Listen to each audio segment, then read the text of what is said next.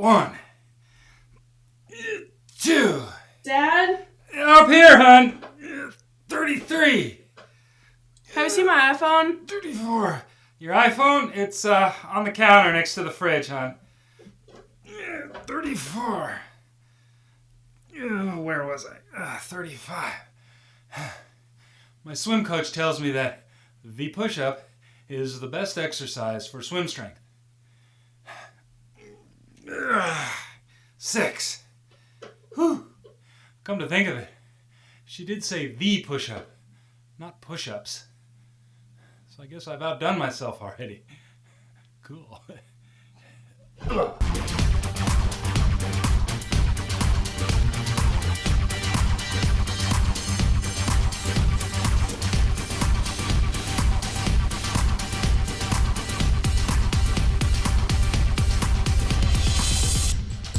Welcome to TriRiot, the web show that explores the mystery of why ordinary people push themselves to extraordinary limits. I'm LG, your host of the show. Today, I'm in the new TriRiot studio, and as you can see from the background, it looks like I'm in a studio in Burbank, California, but no, I'm still in Rocky Point, North Carolina. Well, anyway, I did my one push-up for the day, so I'm feeling quite fit, and I was just thinking, have you ever missed a workout and then made up some lame excuse as to why you missed it and try to make up for it? Watch this. I had a lunch meeting at work today, so I skipped my run. Oops. And so I've convinced myself that walking to the post office, see, I'm bringing this package I'm going to mail to my brother. So walking to the post office will suffice for my 3-mile run today.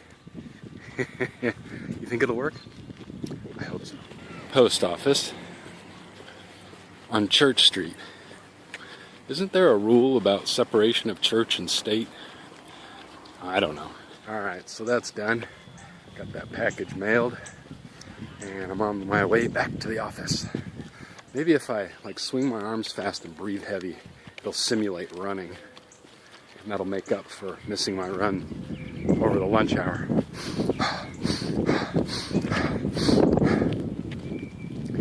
Definitely getting lightheaded. You know, the funny thing is you always see people talking on their cell phones all the time. With me, it's taking selfies. I'm constantly doing that. I guess I'm kind of deranged that way. I'm actually sweating a little bit. I think I just might write this down in my training log. Pretty cool. A nice walk to the post office. A training log entry for the day. Podium finish this weekend. Oh yeah. Oh yeah. Podium finish? Maybe not. But I just might write that down in my training log and see what Coach Sammy says about that. I certainly can't write the hamburger down in my training log. I guess I could write it down in my nutrition log, but then the nutrition without the training doesn't look good. Never mind. Last Saturday, I went to Mount Olive, North Carolina. Now, the town of Mount Olive is famous for pickles. What else? Why not olives? I don't know. Maybe the olive factory burnt down. But anyway, each year in the spring, Mount Olive hosts the famous Pickle Festival. Now, part of that festival is a bike ride called the Tour de Pickle. Now, let me sidetrack here for just a minute and say, why is it that whenever anyone organizes a bike ride, they have to call it Tour de something? I mean, do they not realize that Tour de does not mean bike ride? Okay, one translation of tour is ride, but as great as the Tour de France is, does everyone have to call their bike ride Tour de something? So it's about 5:30 in the morning, and I'm getting ready for the Tour de Pickle bike race ride. It's really a ride, not a race. But anyway, I'm just sort of packing up here, putting everything in my transition bag. Well, I'm on my way to meet Misty and Aaron. They're going to pick me up in Rocky Point, and we're going to head to the Tour de Pickle. Well, I'm here at the meeting place. I don't know where they are. Maybe I'm early. I hope so.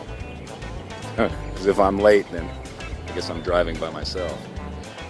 I don't know where they are. I hope they didn't get lost.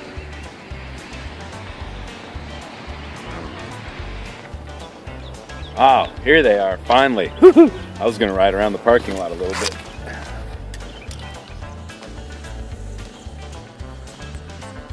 After the short drive from Rocky Point up to Mount Olive, we were ready to go.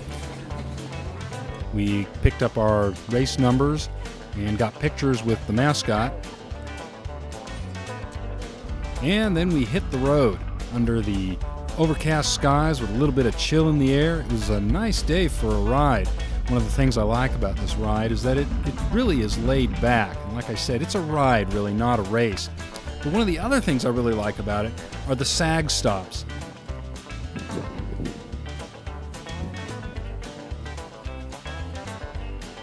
guys probably think I'm crazy. This is why they call it the Tour de Pickle. Right here. Right here. Pickle at the sag stop. Yeah. This is great.